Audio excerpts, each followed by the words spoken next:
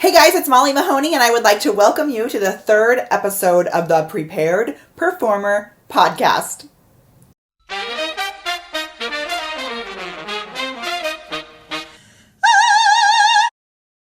Hey guys, it's Molly. Before we get into the awesome content from Andrew Byrne, I just wanted to tell you a little bit about him and about how much I love him. He is my voice coach from New York City, and you may recognize his name from some of my YouTube videos, my online voice lessons, because I often give him credit for the amazing ways that he's able to connect the body to the voice and all kinds of other magic tricks that he shares and that I have then passed on to you. So today he's actually going to be sharing something that you may not have heard of from him, which is the fact that he's so awesome at helping people to find new songs and the right song for their auditions. So today he's going to help you to find your perfect audition song and how to make sure that your music is set up properly for your audition accompanist. Also, I wanted to let you know that Andrew is going to be doing a masterclass here for us on October 24th. He's actually going to be in Southern California. So if you're in Southern California, be sure to check it out, thepreparedperformer.com/masterclass. And if you're not in Southern California, we might try and do some online auditing of the class. So check that out too, and let me know if you'd be interested in something like that. Okay, here is Mr. Andrew Byrne. Woohoo! Hey guys, it's Molly from The Prepared Performer. Woo! And I've got some crazy hair going on this morning. All right, so I'm actually doing a coaching session with my voice coach, Andrew Byrne, right now. And we have decided that we're going to have him do a little webinar for us. I'm so excited. Woohoo! All right, so he is up in the corner. You guys can't see him yet because I'm going to do a screen share with him. But this is how to find the perfect audition song. He's going to give us the secret sauce. So let me screen share. Bye. Here he is. Hold on one sec, Andrew. Share. Okay. Yahoo! You're there. You're there. These are the prepared performers. They are awesome. Hi, prepared performers. What's going on? So I'm going to talk to you today about audition rep and audition books and how you put that together. Before I get into the nitty gritty of this, I just want to say a couple things about what an audition book should actually look like physically. You want to get a heavy-duty three-ring binder, not one of these cheapo ones from the dollar store. You want to get ones that have actually closing rings, because what happens, otherwise they get separated and you pull your page and then it flies after the book. We don't want that, so go to Staples, get a heavy-duty binder. They make ones that have like rubberized edges. Those are good because they will not get caught in your bag when you're having them in there. The edges won't get frayed then. I'm personally a believer. Sorry. Keep going. I'm going to go grab my charger. I just realized I didn't plug my computer in. Okay. So heavy-duty three-ring binder. I'm personally a fan of the sheet protectors, but I like them to be non-glare sheet protectors. So not ones that have a shiny surface on them. They need to be what's called matte finish, M-A-T-T-E, or non-glare when you get them.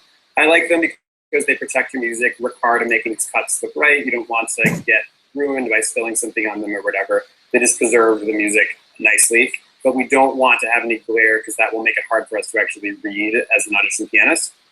You want to make sure that you have a table of contents at the beginning of your book.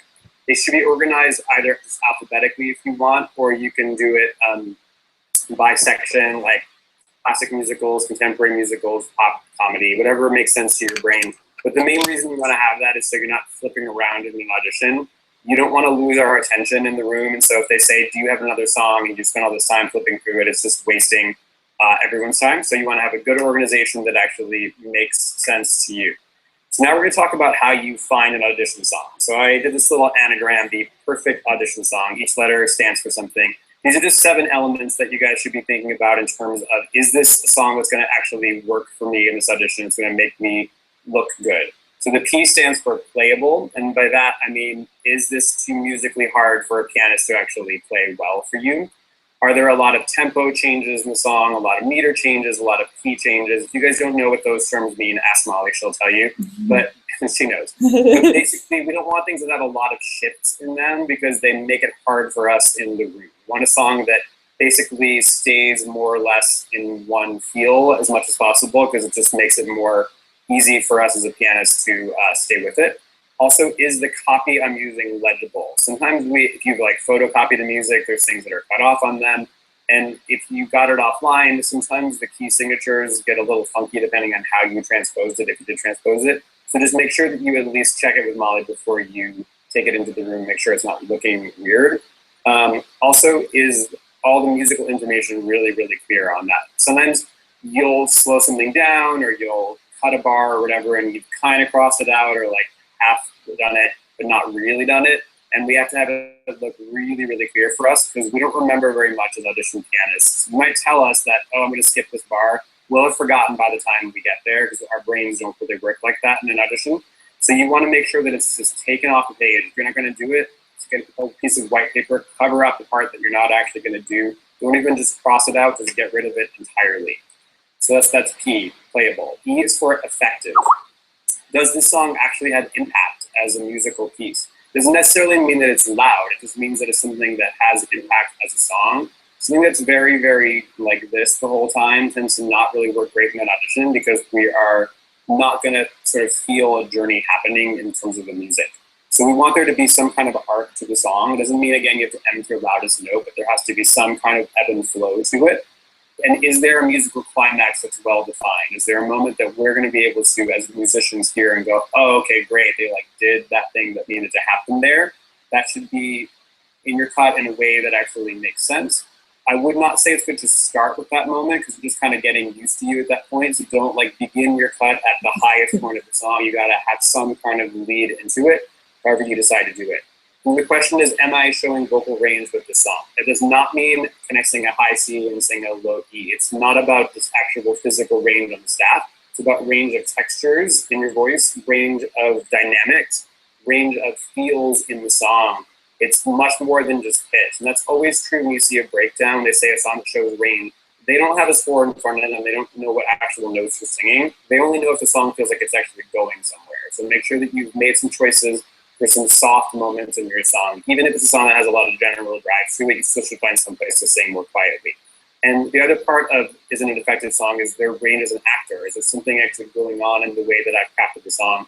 Is the acting all one beat for myself? That's not usually good. I want to have something that allows me to make some discoveries as an actor as the song goes along as well. So that's E, and that's for effective. R is for relatable. And what I mean by that is, does this song make sense out of context? Is it so reliant on the show's situation that when I hear it outside of that, I'm not going to actually understand what's going on? There needs to be some kind of theme that is clear in the song and that we can relate to upon first hearing if we don't know it. Even if it's a song that you think is pretty familiar, be surprised people may not know it, and so they may be confused by what you're actually talking about.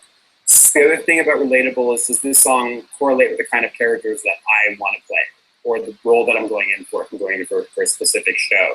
I want to try to choose a text of a song that actually makes sense and that has something that kind of jives with who I am as a person and what kind of role I want to be doing. Another thing to think about is the song like too sad or angry to actually connect with someone on a first hearing. Even if that's a song that you love to sing in your bedroom because like you really feel it, doesn't mean necessarily it's something you should be actually doing in the audition room. An example is something like Still Hurting from Last 5 Years. It's a great song. If it's really, really right for the role you're going in for, it might be the right choice. But it's a song that tends to be kind of a little bit depressing to hear. So it's something that it's going to be careful of those kind of tunes and use them strategically if you are going to use them. I wouldn't say it's usually something you should lead with in a room. And the other thing about relatable is there an action that this character is playing? Can I say this character is doing X, Y, or Z with the song? If the answer is no, maybe a song that's kind of more a mood kind of song, not really like a strong action kind of piece. And it's something that I think is important to think about for music. So that's our relatable. F is for flexible, which means can I imagine playing this song from different kinds of perspectives and point of views? Good audition songs have some flexibility to them. The reason why is because the director knows the project. They may have been living with this show for 6 months, a year before you actually get into the audition room for them. So they have a really well-defined idea of what they want these people to be. So let's say you come in and sing, I don't know, Fine Fine Line from Avenue Q, but they have this idea that they really want to see the character be like really energetic and strong. Is there a way to play that song in a way that does that? I would say probably there is. In that case, it makes it a good audition song. So you want to make sure that you're not so tied into the way that you're thinking that the song is supposed to go that you start to forget that there may be another situation that the song could actually be used in. That's a good exercise to do, just if you have songs in your book already, like to just one day do all of your songs in your book, but a totally different way. Totally you know? Way. That's exactly right. So what Molly was bringing up there is really important to think about is that that usually is the difference in auditions between people who book the job and don't, is people who are flexible with their material. We will, of course, appreciate when you sing well, when you sound great. Those are all things that, of course, go in a plus column. But what really makes a difference is someone who can actually roll with the punches, because that's what happens in live theater, as you guys probably know. Like, you know, the set piece doesn't come out or the light doesn't turn on. It's just, it's an art of kind of rolling with it. And so we want to see people be able to do that in the room. If a director gives you an adjustment, you have to be able to take it and take your song a totally different way. But you want to make sure that your song is not so stuck in one point of view that it can't go somewhere else. So it's just good to choose songs that feel like there could be a different way of actually seeing that lyric be done. Also, another thing is, could I imagine starting at different points in the song and having it make sense? If the song is so related to information that comes early in the song, it doesn't make any sense without that. It may not be the world's best audition song, because sometimes you have to be able to start later. You'll walk in and they'll say, hey, we're running late, can you just start from, 16 bars or whatever? And if you're only prepared to do it in like this one way, it's not like the greatest. So you want to make sure that the song can actually work in some different ways. Also, in terms of flexible, is could I imagine more than one role that the song is right for? If you're only choosing something that's just for like one thing, that's okay. But in terms of your audition book, it's good to have things that could be used more than once. To put this work into it, you don't want to have it be good for only one kind of show. So just ask yourself, could I imagine like 2 or 3 shows that I could actually use this song for? So that's F, and that's for flexible. So E is for easy, and by easy, I mean easy for you, not easy as a song. So what I mean by that is, does this song show off something that I do well? There are, that's where, someone like Molly comes in for you. She helps you figure out, like, this is what you do great. This really sounds good on you. This is a good avenue for you to go down. It's why we all need a teacher. Everybody needs a teacher, because we're in ourselves. We can't always see that stuff. So our teacher helps us decide, oh, this is something that's good for me. But we also can listen to ourselves and go, does this feel easy for me? Do I feel like I can do this? I don't think, for instance, you should do like, say, What Do I Need With Love from Millie. If you're like, a G is like the highest note I can sing in the world on like a perfect day it comes out, probably not your best audition choice, because it may not be the perfect day that day. It should not be on the edge of your range. It's something that's well in your range that you do comfortably. I think a good rule of thumb is to be able to sing a full step above and below whatever you're going to actually bring into the audition room. So you want your audition music to show off something that you do well, both in terms of your physical vocal range and in terms of your energy as a human. I always ask myself, do I feel like I could roll out of bed at 6 a.m. and actually sing this song? If the answer is no, find something else. Another really good example or thing to look at is, do I look relaxed when I sing this song? Everybody has a phone that they can videotape themselves on. Videotape yourself singing the song, and it's a great exercise to actually watch it back with the sound off and just watch your face and go, does my face look like this when I'm singing it? That's bad. That means that we are not in a place where the song is actually under our control. We're kind of straining to make it happen. So we have to have our face be able to look relaxed. I don't mean that you're not acting. You certainly should have expression in the song. But if, for instance, you see your eyebrows up the whole time like this, or you see your eyes squint like this the whole time, those are signs of strain and stress, and you have to be aware of those and say, I'm still like struggling to actually make some of this song happen. My face should be able to look relaxed when I sing it. That's why we should also look relaxed when we're warming up, because sometimes people, when they're doing vocalizing, every high note is like on their face too, right? Yeah. Again, I have a teacher, because we're not aware. It's not a conscious thing. But our teacher points out those subconscious things, and then we get better when we actually start to do those less. So that's E for easy for you. C is for connected. And by that I mean, is this a song that I look forward to doing? Is this a story that I look forward to telling? Do I feel emotionally connected to this lyric? In the end, that's a lot of what our art is about sort of bypassing the intellectual side of our brains, and theater gets at something else, a different way of connecting as a human, an emotional story. And if you don't feel any connection to your song, even if people are like, oh my God, you sing that song so great, it sounds amazing, it probably isn't going to really have the impact. You have to investigate it to the point where you feel something when you sing it. Or if you really feel nothing and like, this isn't for me, find something else, because it has to be a text that you actually feel some connection to. It's a good example to also look at the text of your song without the music and say, do I feel something when I just read these words? Do I feel a connection? Conversely, it's good to listen to the music without the text and go, do I feel something when I listen to the music of this? It's a great thing to have your pianist play a song out for you or listen to a karaoke track of it without any words and just hear the music, and because that is the subtext in our world. Other than like we're in a play, you create your own subtext. It's actually given to us by the music in this. So you want to make sure you're listening to that and seeing what you feel. If you don't feel anything, either work with it more as an actor or maybe try something else. And then, do I understand the context of the song in the original context as well? Even if you're going to change it, it's totally a valid choice in certain cases. But you want to make sure you know what the original context was for the song, how it was written. If possible, get the script and read what happens around that song, so you really have a sense of what the journey of that character is and see how that actually relates to you. The simple question about connected is, do I love this song? Do I love it? The answer should definitely be yes if it's in your audition book. So that's C, that's for connected. So T is for tailored, and by that I mean, is your cut tailored in the way that's going to make you actually look good? Is your audition cut the right length? So you may hear like 16 bars, 32 bars. In my opinion, that's not an actual like count out 16 bars, because that's not the way music is written anymore. If you guys know Dave Brown or composers like that, they don't write in 4-bar phrases, so it's not going to make sense to be like, whatever. I could be in love with someone like, stop. Even if that was 16 bars, we have to finish the phrase, you. Hey, I have a question about that actually, and I tell this story sometimes. I don't remember this person's name, which is a good thing, but there's an audition accompanist that I think this is before I started seeing you. It was when I first moved to New York, and I had 18 bars, and I brought my music in, and he looked at me and said, they asked for 16 bars. Yes. And I was like, okay, then you can stop playing, is what I wanted, is like stop and I'll keep going on my own. But how would you suggest we handle that? Great question. So I call those people the music Nazis, and they exist. They're people who are like so like letter of the law, like they have this like mentality of like, I've been told that, and they are out there. So usually you can either, before you go in, if you're there early, you'll hear people coming out and be like, oh my God, they were like really on me about that. And then you have to know how to adjust quickly to a literal 16 bars. I don't think that is at all the spirit of it, because again, they don't have the score behind the table. They don't know how long it actually is. So they only know if it's going to feel right. So my advice is 16 bars is 30 to 45 seconds. A minute is absolute maximum. So if it goes over that, it's not going to feel like a 16 bars to us.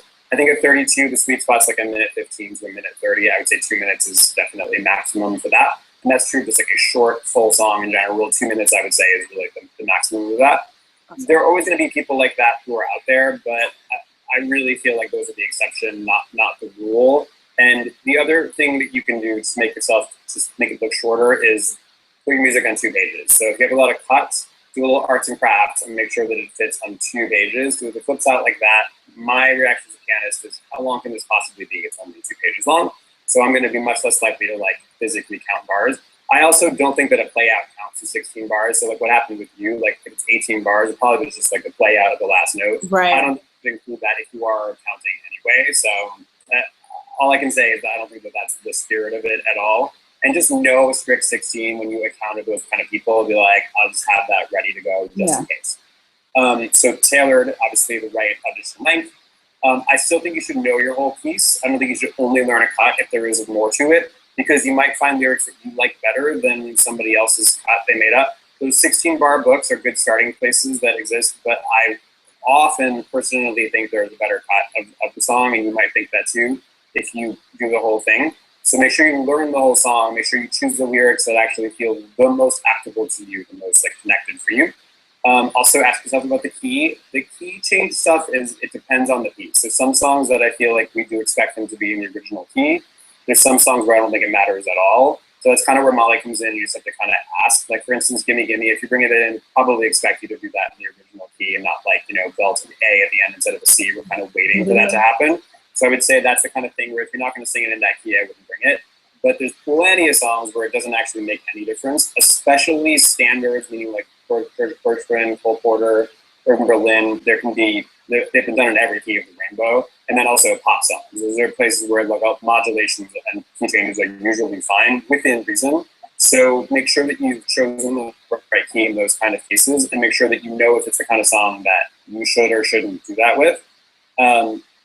And then, do I need to make any slight musical changes in the song to make it more comfortable? I don't mean stuff like changing, the iconic note of the song, but sometimes it's just like 1 or 2 little adjustments that you can make that will just make things feel more comfortable. And again, that's really kind of a call with you and your teacher, but know that the audition is in the end there to make you look good. So if you look good, we will feel good. And if you feel comfortable, we will feel comfortable. That's what actually counts the most of all in these situations, is making you look great.